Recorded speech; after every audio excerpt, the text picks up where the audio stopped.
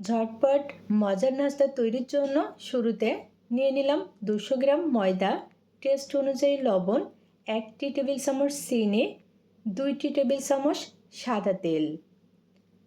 এখন সব উপকরণগুলো একটু সময় নিয়ে মিশিয়ে নিচ্ছি। হাত দিয়ে এরকম একটু ঘষে ঘষে মিশিয়ে নিতে হবে, কারণ যত বেশি ভালো করে মিশিয়ে নেওয়া হবে নাস্তাটা কিন্তু তত বেশি সুন্দর হবে। মিশিয়ে নেওয়া হয়ে গেছে, এখন নিয়ে নিচ্ছি পানি। এখানে আমি 3 টেবিল চামচ পানি নিয়ে নিলাম। এই পানি নর্মাল পানি না, আবার একেবারে ফুটন্ত গরম পানি না, কুসুম গরম পানি। আর হ্যাঁ, আমি এখানে ময়দা দিয়ে নাস্তাটা তৈরি করছি, তোমরা চাইলে আটা দিয়েও এই নাস্তাটা তৈরি করতে পারো।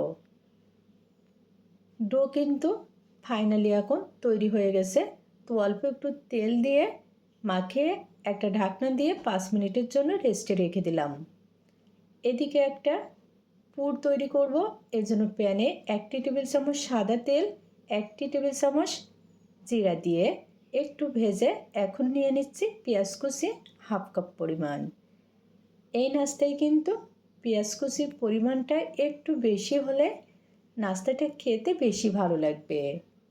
এরকম একটু ভাজা হয়ে গেলে নিয়ে নিচ্ছি কাঁচামরিচ কুচি পরিমাণ মতো, স্বাদ মতো লবণ, হাফ টেবিল চামচ হলুদের গুঁড়া। পেঁয়াজ কুচি ভাজা হয়ে গেছে, এখন এক সাইডে নিয়ে নিচ্ছি ডিম 2টি। এভাবে পেঁয়াজ কুচির সাথে ডিম নেড়ে চেড়ে মিশিয়ে ভেজে নিচ্ছি। আজকের নাস্তাটা কিন্তু খুবই টেস্টি। তো আরও টেস্টি করার জন্য এখন নিয়ে নিচ্ছি ধনিয়া পাতা কুচি হাফ কাপ পরিমাণ। ফাইনালি এখন ডিমের পুর রেডি। তো চুলা থেকে নামিয়ে ঠান্ডা করে নিব। আর এদিকে ডো ভালোভাবে সেট হয়ে গেছে।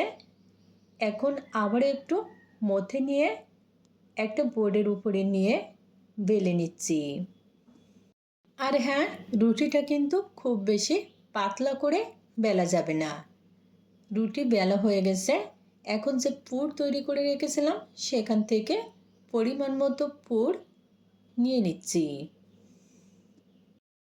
এখন এভাবে সিল করে নিচ্ছি।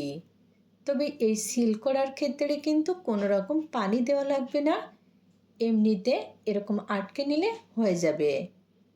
আটকে নেওয়ার পরে আবারও বেলে নিচ্ছি। এভাবে একটু বেলে হালকা একটু মেলে নিব।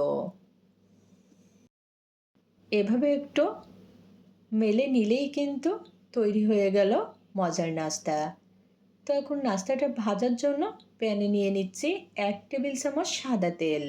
তেল গরম হয়ে গেছে, এখন নাস্তা দিয়ে দিলাম। সব মিলিয়ে 3 থেকে 4 মিনিট মিডিয়াম আঁচে ভেজে নিব। এভাবে 2 থেকে 3 বার উল্টে পাল্টে ভেজে নিলেই নাস্তাটা রেডি হয়ে যাবে। কয়েকবার উল্টে পাল্টে ভেজে নেওয়ার ফলে দেখো নাস্তায় কিন্তু অলরেডি খুবই সুন্দর একটা কালার চলে এসেছে, আর সেই সাথে ভালোভাবে ভাজা হয়ে গেছে। তো এখন তেল সেকে তুলে নিচ্ছি। সহজ ঝটপট মজার কোনো রেসিপি খেতে চাইলে আজকের রেসিপিটা ট্রাই করে দেখতে পারো। ছোট থেকে বড় সবাই খুবই পছন্দ করবে। তো বন্ধুরা, আজকে আর নয়, অন্য কোনো দিন দেখা হবে অন্য কোনো রেসিপি নিয়ে। খোদা হাফেজ।